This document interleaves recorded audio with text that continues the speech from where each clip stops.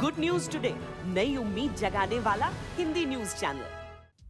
नमस्कार, आप देख रहे हैं दिल्ली तक। मैं हूं आपके साथ अनुराधा तंवर। दिल्ली में अगले साल नगर निगम के चुनाव होने वाले हैं और उन चुनावों को लेकर तमाम जो पार्टियां हैं वो अपनी अपनी तैयारियों में जुटती हुई नजर आ रही हैं।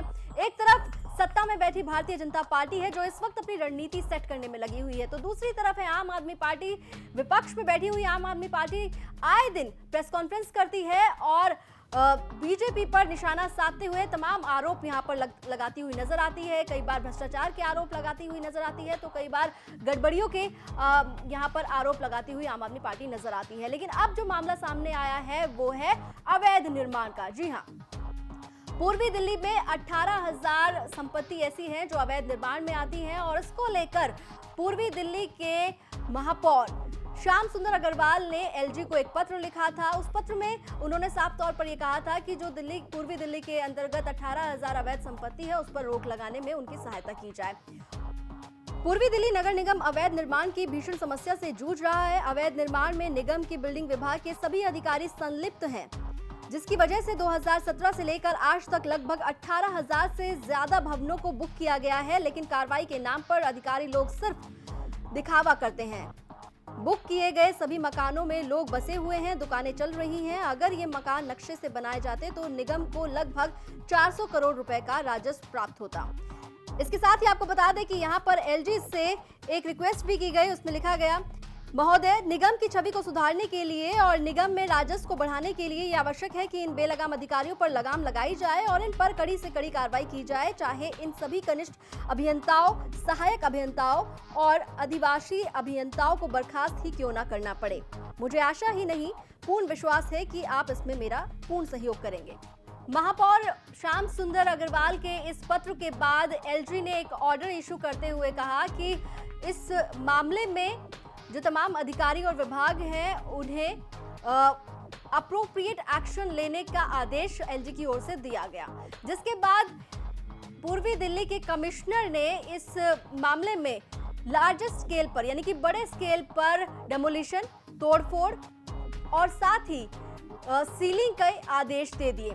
जिसके बाद से जब कमिश्नर की तरफ से डिमोलिशन और सीलिंग के आदेश दिए, उसके बाद पूर्वी दिल्ली नगर निगम में हड़कंप मच गया, क्योंकि नगर निगम ये चाहता था कि जो मकानों को राहत दी जाए, लोगों को राहत दी जाए और अधिकारियों पर कार्रवाई की जाए। लेकिन इस आदेश के बाद हुआ ये कि जो 18,000 अवैध संपत्ति है उस पर बुलडोजर चलने का खतरा मंडराने लगा।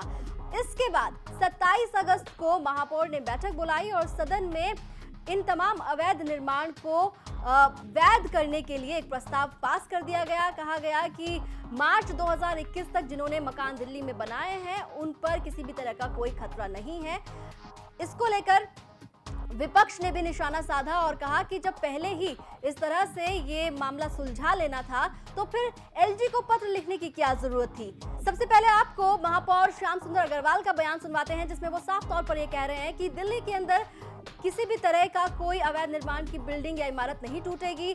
जो मकान बने हैं, जो अवैध निर्माण बने हैं पूर्वी दिल्ली में, वो अधिकारियों की मिलीभगत की वजह से बने हैं, ना कि जो लोग वहां पर रहते हैं या जो वो मकान के मालिक हैं उनकी वजह से बने हैं। क्या कुछ उन्होंने कहा वो आपको सुनवाते हैं। दिल्ली में कोई हथौड़ा नहीं चलेगा, ना ही कोई सीलिंग होगी, बल्कि हम लोग दिल्ली के अंदर 900 फैक्ट्रीज हैं जो सीलिंग हुई हैं, जो मॉनिटरिंग कमेटी के आदेश से हुई।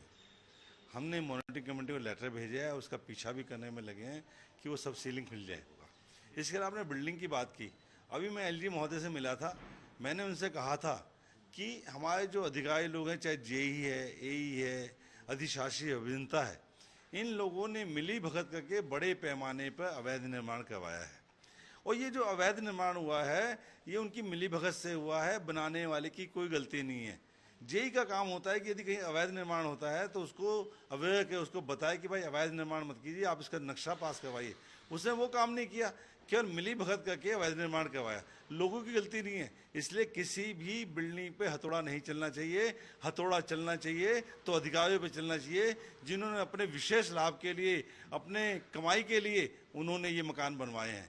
अभी हम प्रस्ताव भी हमने सदन में पास किया है, 31 मार्च 2021 तक जितने भी मकान बन गए हैं उन पे कोई भी एक्शन ना लिया जाए, उनको हम नियमित कराएंगे।